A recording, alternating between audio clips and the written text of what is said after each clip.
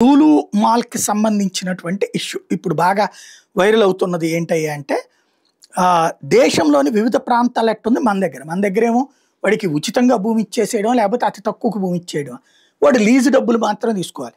అదే ఇక్కడ అహ్మదాబాద్ గుజరాత్‌లో 16.35 ఎకరాలు 66,168 స్క్వేర్ ఫీటు, 17.8 ఎకరాలు ఆంధ్రప్రదేశ్‌లో, 13.74 ఎకరాలేమో వైజాగ్‌లో, విజయవాడలో 4.15 ఎకరాలు.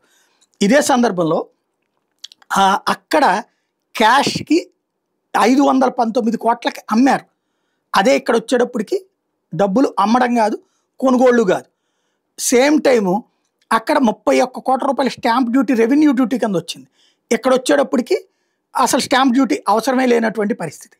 మరోవైపు ఎలకేషన్లో చూస్తే అక్కడేమో ఓపెన్గా అందరికీ తెలిసేటటువంటి విధంగా జీవోలు అవన్నీ ఇచ్చారు. కాంపిటేటివ్ ఈ ఆక్షన్లో హయ్యెస్ట్ బిడ్డర్ అయి గెలుచుకున్నాడు. ఇక్కడ వచ్చేటప్పటికి జీవో ద్వారా ఇచ్చేశారు. అందులో కూడా ఏంటనేది తెలియనటువంటి పరిస్థితి.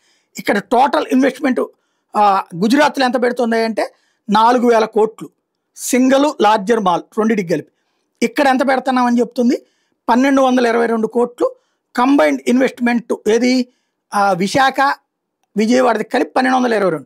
అక్కడ 4,000 కోట్లు పెడుతున్నారు. అదే సందర్భంలో ఏది డబ్బులు పెట్టి కొని మరి మరోవైపున అక్కడ 6,000 మందికి డైరెక్ట్ జాబ్స్, 12,000 మందికి ఇండైరెక్ట్ అని చెప్పింది. ఇక్కడ 1,500 జాబ్స్ చెప్తుంది. అది ఏంటయ్యా అంటే ఇండైరెక్ట్ జాబ్సే ఎక్కువగా ఉండేది. అక్కడేమో సేలు, ఇక్కడ వచ్చేటప్పటికి లాంగ్ టర్మ్. ఫస్ట్ వైజాగ్ది 65 ఏళ్ళు, 99 ఏళ్ళు వైజాగ్ది, విజయవాడది 65 ఏళ్ళు లీజ్ కింద. అక్కడ యాన్యువల్ లీజ్ రెంట్ ఏం రాదు. ఇక్కడ యాన్యువల్ లీజ్ రెంట్ 7 కోట్ల రూపాయలు వస్తుంది 28 నుంచి.